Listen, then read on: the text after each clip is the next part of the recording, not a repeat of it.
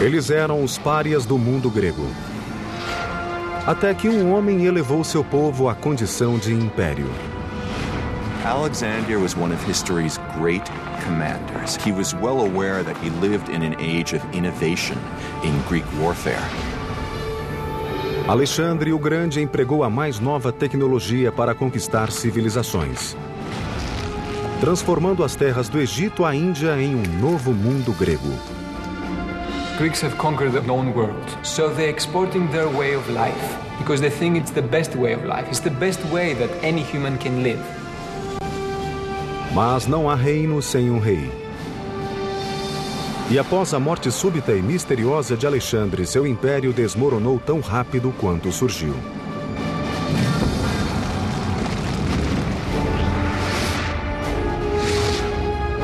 Construindo um império.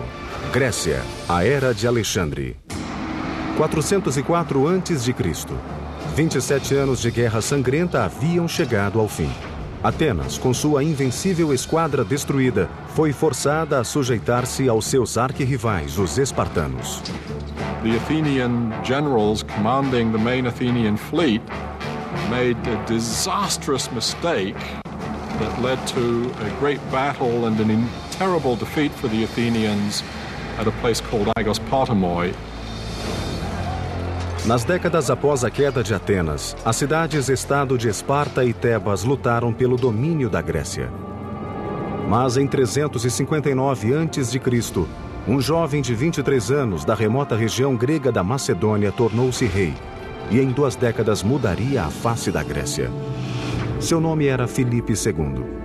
Macedon was a funny Greek state. It was always a bridesmaid and never a bride. It had lots of potential, both in manpower and natural resources, but it had never managed to get its act together. Os gregos das cidades-estado consideravam os tribais macedônios incivilizados. Porém, após 20 anos, Filipe os havia unificado e transformado na mais temida máquina de guerra que a Grécia já vira.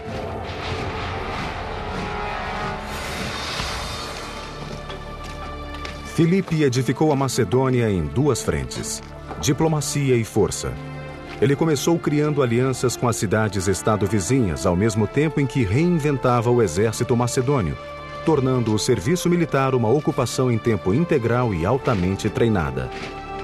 Mas o grande trunfo desse novo exército profissional foi uma tropa de engenheiros que Filipe organizou para projetar e construir instrumentos de guerra. Uma inovação que mudou para sempre o modo de guerrear e de vencer.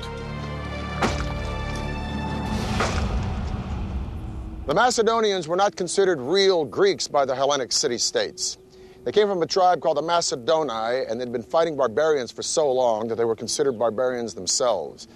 However, Philip II was no barbarian. Or if he was the most brilliant barbarian the world had ever seen. Hello, I'm Peter Weller. The pillar of Philip's military strategy was his combination of cavalry with infantry. And the pillar of his infantry was a formation called the phalanx, a rectangle group of foot soldiers that traveled very lightly at a marching speed few other armies could equal. A falange fora utilizada pelos gregos durante séculos.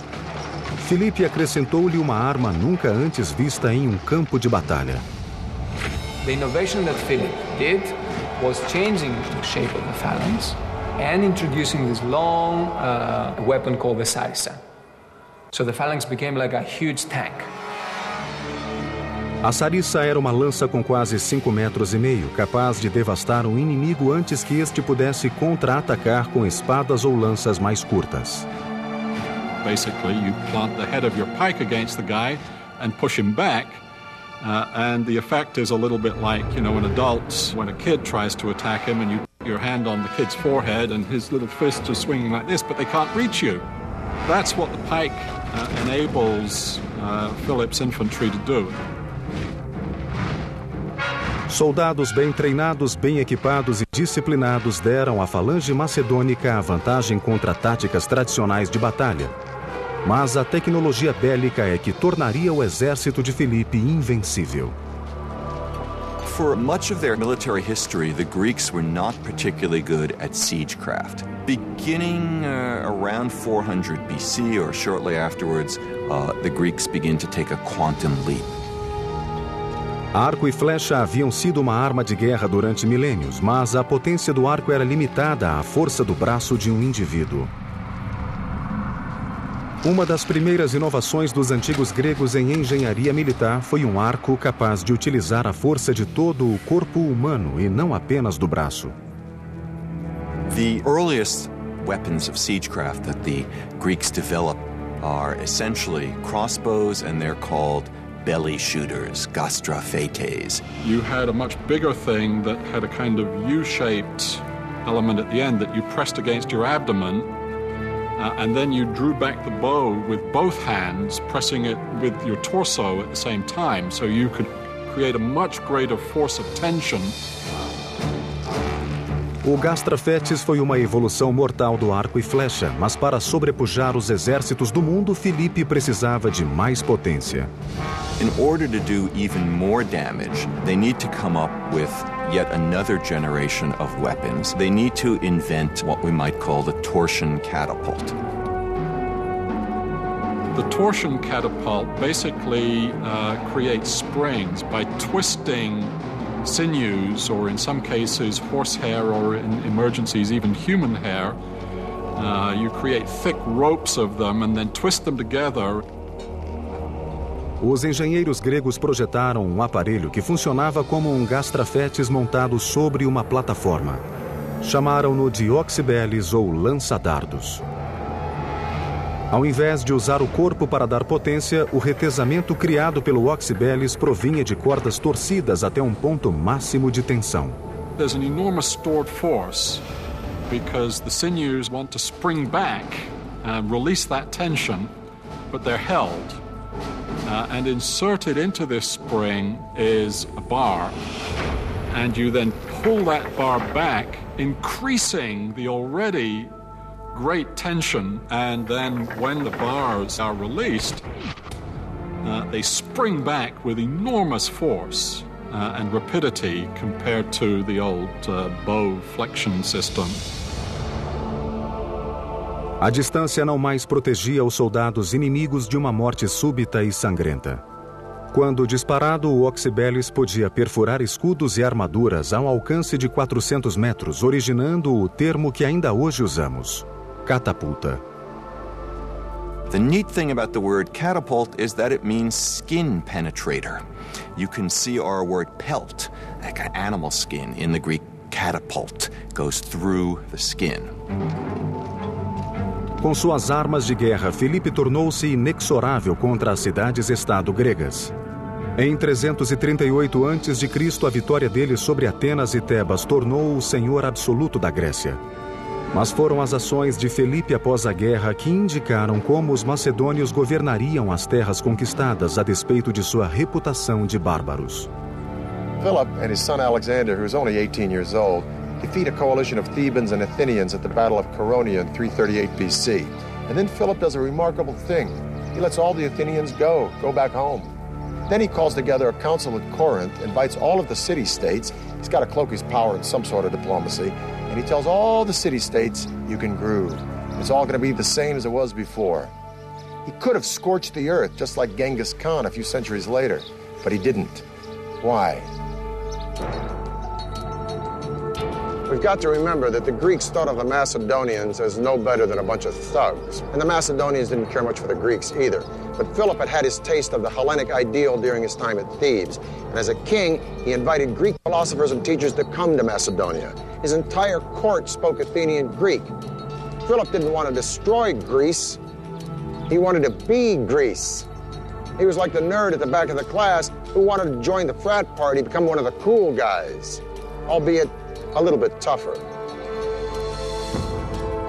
In his moment of triumph, led by Macedon, he was preparing to carry out his life's ambition, which was to invade the Persian Empire. Ele não iria tão longe. Filipe seria assassinado por alguém de dentro do seu próprio círculo. Pouco antes de partir rumo à conquista da Pérsia, Filipe participou de uma celebração pública. Enquanto marchava à frente de seu séquito para provar que não temia ninguém, um guarda-costas avançou e enterrou-lhe um punhal no peito. O homem que unificara a Grécia estava morto aos 46 anos. Was he a lone assassin, or was there a bigger plot? We can never know for sure because while the assassin was trying to escape, he was mowed down by Philip's guards. O sonho de Filipe de dominar o Império Persa não morreu com ele, antes fortaleceu-se com a ascensão de seu filho de 20 anos, chamado Alexandre. Alexandre viria a utilizar o exército, os engenheiros e a tecnologia de Filipe para realizar um projeto ainda mais ambicioso que o de seu pai: transformar o mundo em um mundo grego. Em apenas 20 anos, Filipe II transformara os macedônios em um poderoso exército e tornara-se governante supremo da Grécia. Mas o assassinato de Filipe em 336 a.C. ceifara sua ambição e autoproclamado destino: invadir a velha inimiga da Grécia, a Pérsia. Filipe havia conquistado a Grécia. Cabia agora ao seu filho conquistar o mundo. Este foi um homem que passou à posteridade como Alexandre o Grande. Alexander was one of history's great commanders. He was absolutely brilliant on the battlefield. True enough, he inherits a great military machine, but he has to get the credit for leading this machine at a very young age. Filipe havia deitado as fundações para a conquista. Agora, seu filho teria de concluir sua obra. Em 334 a.C., Alexandre liderou seu exército de mais de 35 mil soldados para combater o Império Persa. A Pérsia era uma gigantesca superpotência que dominava as terras do Oriente Médio e da Ásia Menor. Alexandre e seu exército invadiram o que é hoje a Turquia, fazendo incursões profundas em território persa. Mas os persas ainda tinham uma vantagem que Alexandre precisaria neutralizar se quisesse conquistar a velha inimiga da Grécia. Alexander's got a problem. He doesn't have a fleet. So what he needs to do is to find a way to neutralize the Persian fleet. And his strategy is to fight the Persian Navy on land by laying siege to and taking each of the great Persian naval bases. Alexandre prosseguiu sua marcha rumo sul ao longo da costa do Mediterrâneo, lançando cerco às cidades e portos que resistiam ao seu avanço. Mas foi a fortificada e poderosa cidade de Tiro que constituiu o maior desafio para Alexandre e seus engenheiros. Tyre, in antiquity, was an island, a small offshore island. The city actually lay on an offshore island, and that made it relatively impregnable in the eyes of the Tyrians themselves, since they had a great fleet. All of that changed in the late 4th century. Inicialmente, Alexandre tentou a diplomacia. Enviou mensageiros à ilha exortando os líderes da cidade a aceitar um tratado de paz. A resposta foi curta e grossa. Os embaixadores foram mortos e seus cadáveres jogados de cima das muralhas ao mar. O risco era muito grande. Se Alexandre não conseguisse capturar a cidade, enviaria ao mundo a mensagem de que não era invencível. Com Tiro protegida pelo mar contra os exércitos dele, coube aos seus engenheiros trazer o campo de batalha à cidade, onde Alexandre poderia combater os tírios cara a cara. Tiro não mais seria uma ilha. What if the enemy refused to come out and fight you? Alexander realized that he could not allow his military operations to get bogged down in the face of fortifications, and that meant that he needed techniques and weaponry that could attack fortifications. With mammoth walls and a fortified harbor, and very little land around the walls, the city of Tyre was long thought to be impregnable. Thus, Alexander resolved to a very, very ambitious approach. He knew he couldn't take the city unless he did damage to the walls. So he had his engineers build a causeway, a bridge from the mainland to the island. causeway was about half-mile long, 200 feet wide, 20 feet high. When the causeway was within striking distance, Alexander unleashed a hail of terror on the city, and then he deployed the only weapon he knew would end the battle, a siege tower. As torres eram uma espécie de carro blindado com vários andares. Do lado de fora eram a prova de fogo graças a uma cobertura de couro cru sobre a estrutura de madeira. Do lado de dentro, uma escadaria central conduzia a uma série de plataformas, onde oxibeles e outras catapultas lançavam projéteis contra as muralhas. Na parte de baixo, a torre era usada como proteção para manejar um ariete. They'd literally wheel them up to the wall. The men inside would be protected, and they would be shooting arrows at the defenders on the wall and trying to cross over onto the wall and to kill the defenders. As torres de cerco de Alexandre golpearam as muralhas de Tiro durante dias. Quando uma brecha foi aberta na fortaleza, Alexandre desencadeou uma terrível represália contra a cidade que havia resistido a ele. The assault itself would really be a terrifying experience for everyone involved. The only way to signal would be through trumpets, so you have to imagine trumpets blaring, a tremendous noise of men attacking, flags blowing in the wind on the battlements of the city that was under attack. I think it would have been an extraordinary scene. Alexandre retomou sua jornada rumo sul através da Palestina. Cada vez mais confiante, ele agora voltou sua ambição para o maior império que o mundo já vira: Egito. Com suas torreantes pirâmides e tumbas colossais, o Egito era uma antiga cultura que Alexandre reverenciava. Contudo, havia outra razão mais prática para ele cobiçar o Egito. Era o celeiro do Mediterrâneo, cujos campos de trigo seriam inestimáveis para alimentar o império em expansão de Alexandre. Ao contrário de Tiro, conquistar o Egito não requereu matanças. Alexander entered Egypt as a liberator and as a figure of extraordinary powers. Os egípcios não apenas deram as boas-vindas a Alexandre, como também o tornaram um deus. Em 331 a.C., eles o coroaram faraó e o proclamaram filho de Amon, sua mais importante divindade. Aos 24 anos, Alexandre transcendia a mortalidade. One can imagine that someone to whom extraordinary things happened, to whom all doors seemed to open themselves magically, to whom every endeavor was rewarded with victory, would think, well, perhaps I am, in some respect, a god. And I think that Alexander really did think this. He wasn't just pretending. He was trying to find out more about himself. No fim do século IV a.C., cidades gregas floresciam no rastro do exército saqueador de Alexandre. Essas cidades serviram como centros de controle e administração, mas sobretudo como irradiadores da língua e da cultura gregas. O resultado seria um modelo de construção de cidade que se estenderia até as mais recônditas regiões do Império Alexandrino.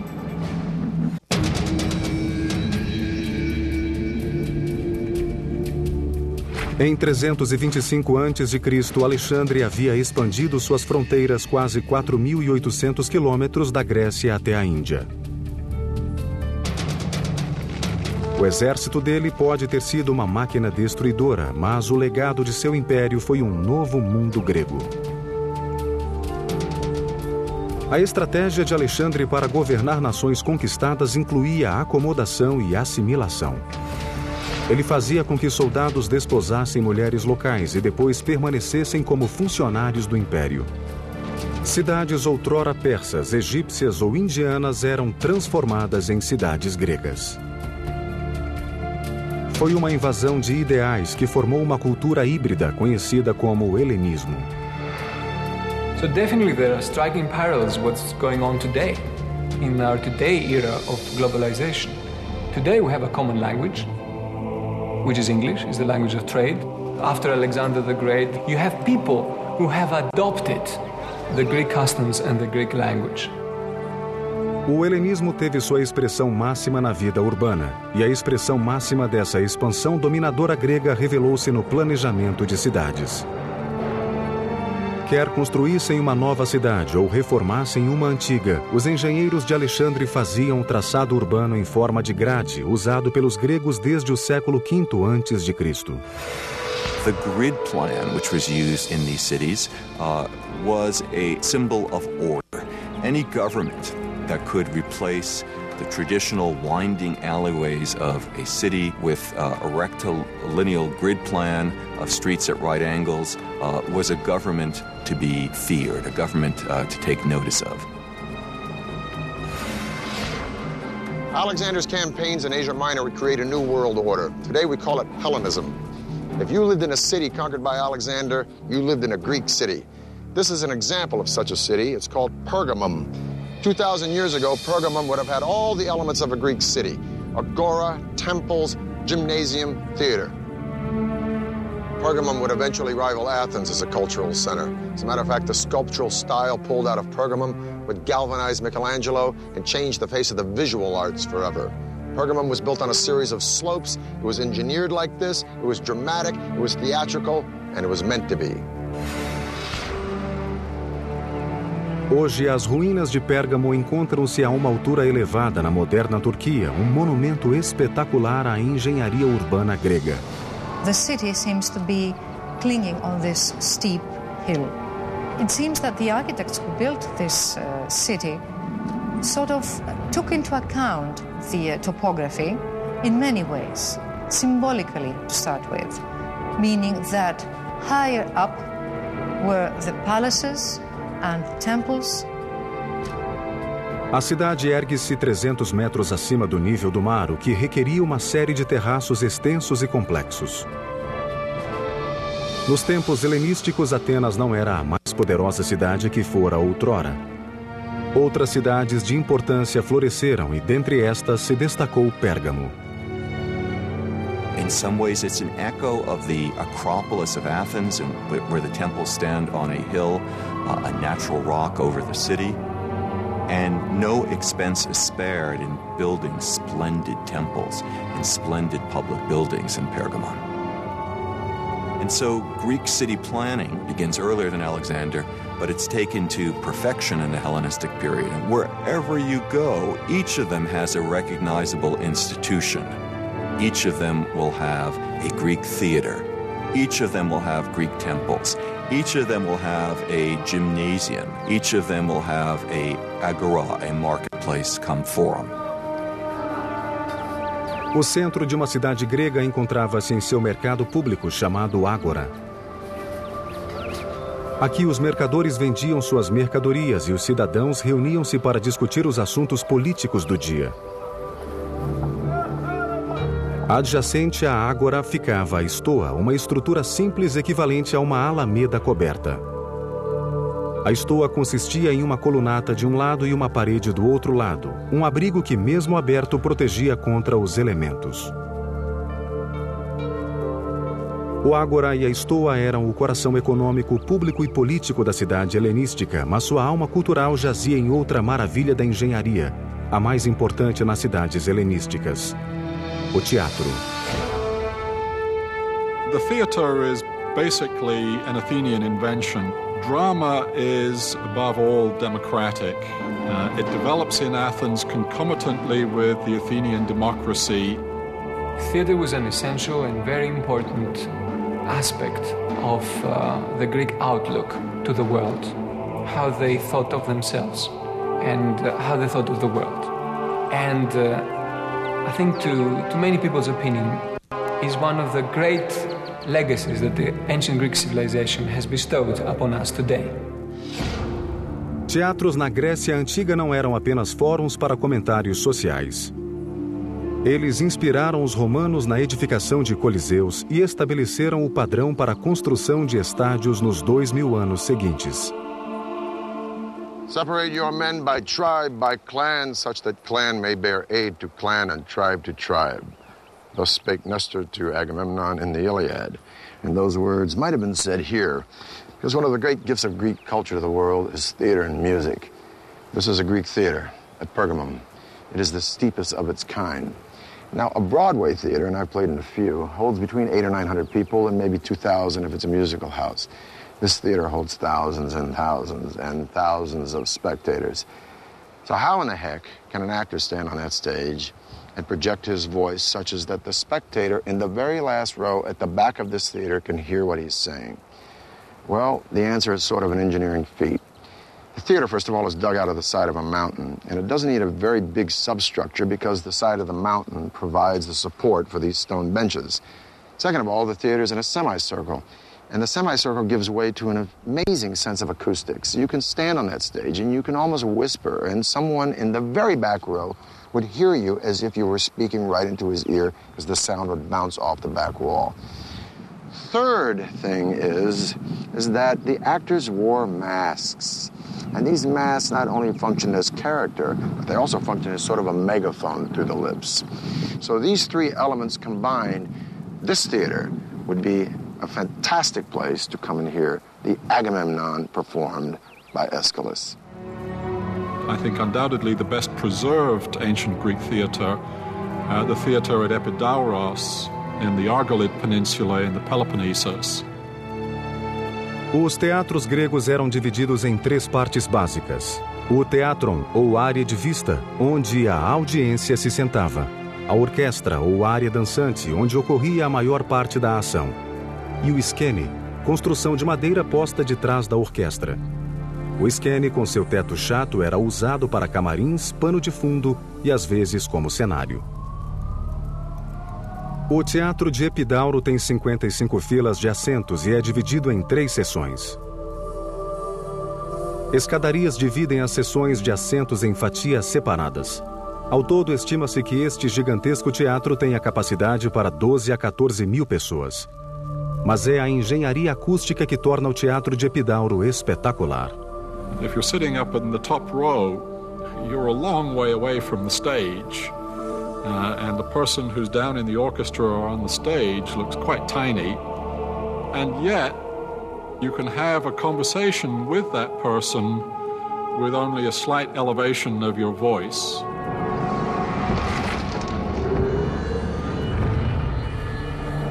Em apenas 10 anos, Alexandre preparara o palco para a cultura grega dominar o mundo.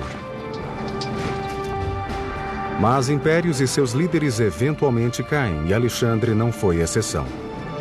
Sua morte intempestiva causaria a ascensão de reis e reinos cujos feitos de engenharia seriam maravilhas do mundo.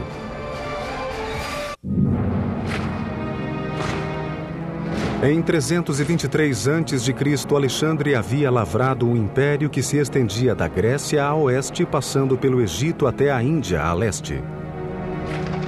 Suas conquistas dependiam do uso de tecnologia avançada por parte de seu exército, mas também do lendário talento de Alexandre para assegurar a lealdade de milhares de homens. Porém, após 13 anos e milhares de quilômetros de batalha permanente, essa lealdade foi levada até o limite. His troops, their loyalty finally was used up. They rebelled against him, they refused to go further, and he had to turn around. Retornando da Índia, Alexandre preparava-se para consolidar seu império quando foi acometido por uma misteriosa doença. No one knows exactly what it was that killed him, whether it was an infection, whether it was the result of a very hard life as a soldier in which he was wounded in battle, these extraordinary travels in which he, according to legend, subjected himself to the same hardships as his soldiers. One of the stories is that he essentially drank himself to death. There was always intrigue at the Macedonian court. Alexander's father had been assassinated. Is it possible that he was poisoned in some way? Those are questions we can't answer. Em 10 de junho de 323 a.C., a um mês de completar 33 anos, o homem mais poderoso da Terra morreu. A ascensão meteórica do seu império seria comparável à sua sangrenta fragmentação.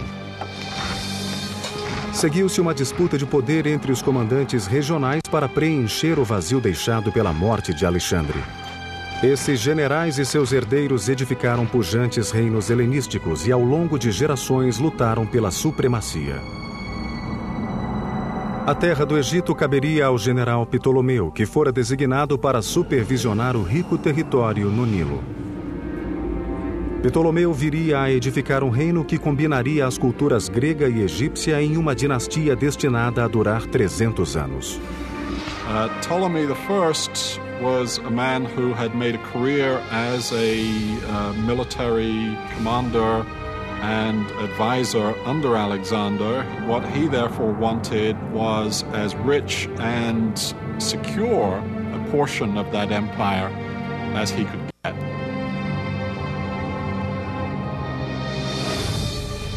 O Egito era a joia da coroa do Mediterrâneo. Seu superávit de grãos tornaria Ptolomeu o governante do celeiro do mundo antigo. O plano de Ptolomeu era assegurar sua legitimidade tanto como rei do Egito quanto como verdadeiro sucessor de Alexandre. Segundo a tradição macedônica, aquele que sepultasse o corpo do rei garantia o direito ao trono. Ptolomeu então sequestrou o cortejo fúnebre de Alexandre e trouxe o seu corpo mumificado para o Egito, onde descansaria em Alexandria, a mesma cidade que o próprio Alexandre fundara 15 anos antes. Sob Ptolomeu, o Egito viria a ser um reino poderoso e Alexandria seria elevada à capital intelectual e científica do mundo grego. He wanted it to be a city that joined with Greek culture and used both Greek and Egyptian technological know-how to build a new Athens, if you will. Alexandria situava-se na costa e um porto de fácil acesso seria vital para manter o comércio com outras cidades ao redor do Mediterrâneo. Com esse propósito, Ptolomeu ordenou a construção de um dos mais ambiciosos projetos já executados, o primeiro farol conhecido. During the night, it's shown to a great distance, and ships can actually see it from many, many miles away. And during the day, there was smoke coming out of it, so it was still very visible. It must have been a formidable thing to behold. Na época, somente a grande pirâmide de Gizé era mais alta que o farol. Consta que media 91 metros, altura comparável à da Estátua da Liberdade. Outras estimativas atribuem-lhe nada menos que 136 metros. Como o farol foi edificado, permanece um mistério. Mas a 40 quilômetros de Alexandria ergue-se um monumento funerário que estudiosos creem ser uma réplica em escala menor do farol. Com base nesse modelo, parece que o farol foi construído em 3 pavimentos separados e distintos. The lower level was square, the one above was octagonal, and the final one was cylindrical. And on top there was the beacon. No topo do farol, um intenso e contínuo raio de luz emanava oceano afora. Estudiosos creem que madeira era o combustível do farol e que a seção inferior abrigava uma rampa em espiral grande o bastante para que animais puxando carroças carregadas de lenha pudessem subir. A rampa pode ter levado a uma série de aposentos onde a lenha era armazenada. O segundo pavimento para cima, um pequeno elevador manual, era provavelmente usado para erguer combustível até o topo. There are stories about mirrors and devices that could amplify the light of this fire so that it could be seen from miles and miles away. But there is no real evidence of such a thing, and there are quite a few scholars who believe that it was just a normal beacon, it was just a big fire and nothing more. O farol durou quase 1.600 anos, golpeado por tempestades, ondas e até terremotos. Até que em 1300 depois de Cristo, tremores intensos derrubaram para sempre essa maravilha do mundo. Por cerca de 700 anos, o farol jazeu sepulto sob as águas do Mediterrâneo. Até que em 1994, uma equipe de mergulhadores e arqueólogos descobriu imensas pedras na enseada de Alexandria, revelando as fundações de uma das mais luminosas edificações da história. Jean-Yves Empereur, the well-known French archaeologist, started a very, very important series of underwater research. He is finding architectural members of the pharaohs. So there might come a day when it may even be restored. Sob as ondas, arqueólogos registraram pedras com mais de 70 toneladas de peso, inclusive uma que acreditam ter sido o lintel do colossal vão da porta do farol. Mas o farol não seria a única maravilha arquitetônica de Alexandria. À medida que o farol erguia-se acima da linha do horizonte, Ptolomeu iniciou outro projeto que trouxe as melhores mentes do mundo à sua cidade cosmopolita. Era a grande biblioteca de Alexandria, que alegava possuir mais de 200 mil livros dedicados à cultura e ao conhecimento. Foi aqui que um engenheiro utilizou energia a vapor 1.700 anos antes que o mundo sequer imaginasse uma locomotiva. Após a morte de Alexandre e a fragmentação de seu império, um de seus generais que passara a vida conquistando civilizações queria agora criar uma. A infusão de cultura grega na riqueza egípcia deitaria as fundações para um novo tipo de cidade, destinada a se tornar a maior e mais cosmopolita do mundo antigo. Alexandria. It's the city of the world.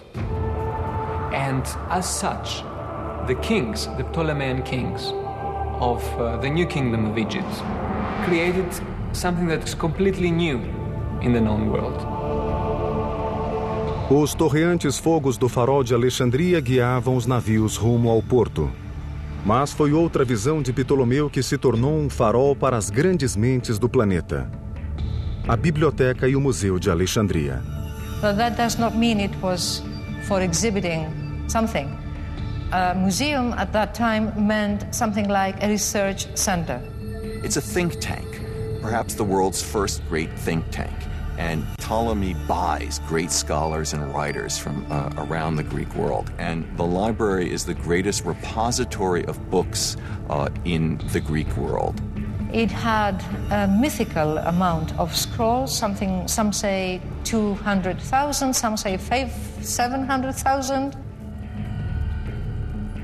Foi no museu e na biblioteca onde, pela primeira vez na história humana, o conhecimento tornou-se um artigo a ser acumulado e compartilhado.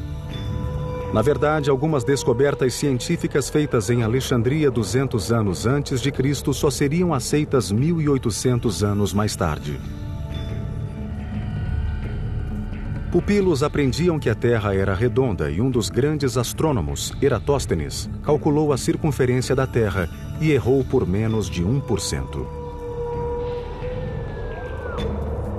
So it's perhaps a very interesting story that the Ptolemaic kings, whenever a ship will come into Alexandria, the first thing that the captain had to do is had to declare if he had any papyri, any works of philosophers or science on board. They were taken to the library to be copied, but usually they gave the captain back a copy and not the original. Embora Ptolomeu fosse um grego macedônio, o segredo do sucesso de sua dinastia no Egito foi sua assimilação da cultura egípcia. A própria família de Ptolomeu não hesitou em adotar costumes egípcios. O filho de Ptolomeu, Ptolomeu II, chegou a casar-se com sua própria irmã, Arsínoe.